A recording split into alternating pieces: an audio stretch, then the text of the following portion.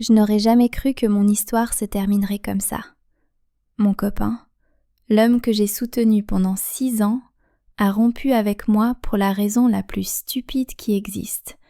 Et aujourd'hui, il dort dans sa voiture, pendant que moi, je suis tranquillement dans ma maison. Parce que oui, il a oublié un détail essentiel. La maison est à mon nom. Je m'appelle Léa, et si je raconte mon histoire aujourd'hui, c'est parce que je veux que personne ne tombe dans le piège que j'ai subi. J'ai rencontré Finn il y a 6 ans. Il était gentil, drôle, un peu perdu, mais attachant. Moi, je travaillais déjà, j'avais un CDI stable. Lui, il avait des rêves, beaucoup de rêves.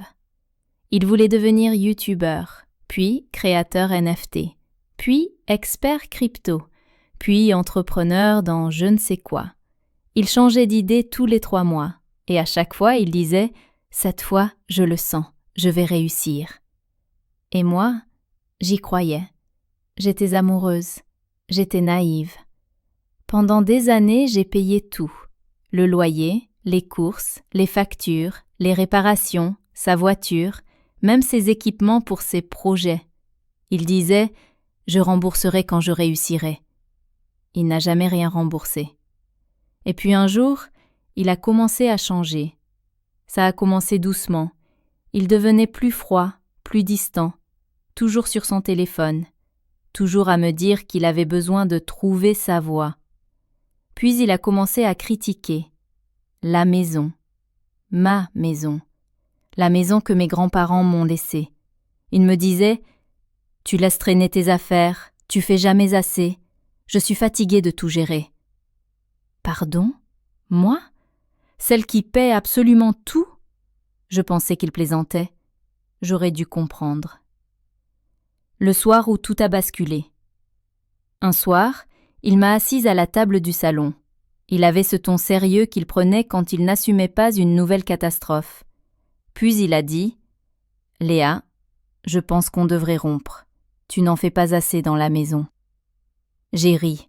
Vraiment. J'ai cru que c'était une blague. Mais non. Il m'a regardé comme si c'était moi le problème. Je rappelle, il ne travaillait pas, ne payait rien, ne faisait même pas ses propres lessives, et il osait dire que je n'en faisais pas assez.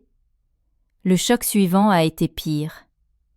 Le lendemain, il agissait comme si la maison lui appartenait, comme si j'étais déjà partie.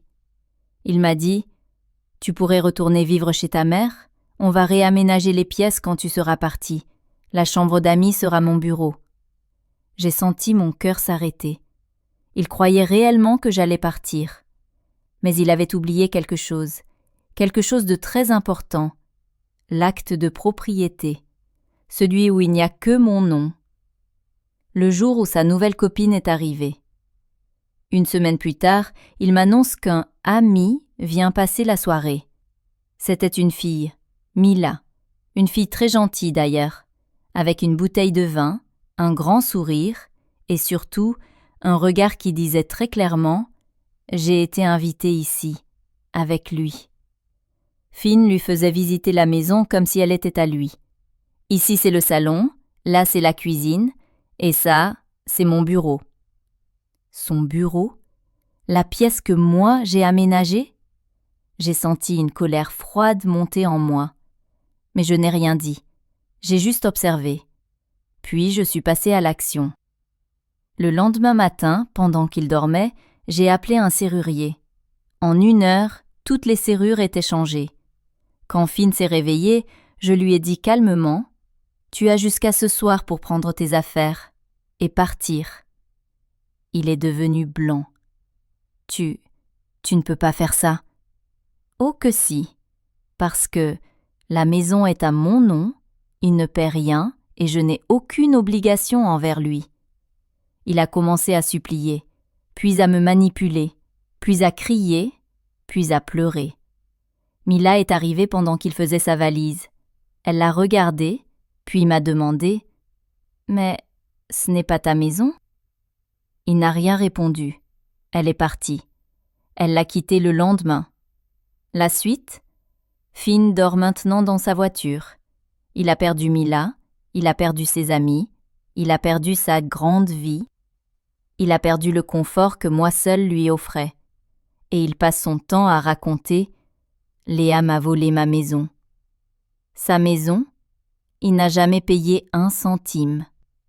Ce que j'ai appris, on peut aimer quelqu'un tellement fort qu'on oublie de s'aimer soi-même. Mais un jour, la réalité frappe. Et parfois, la réalité dort dans une voiture.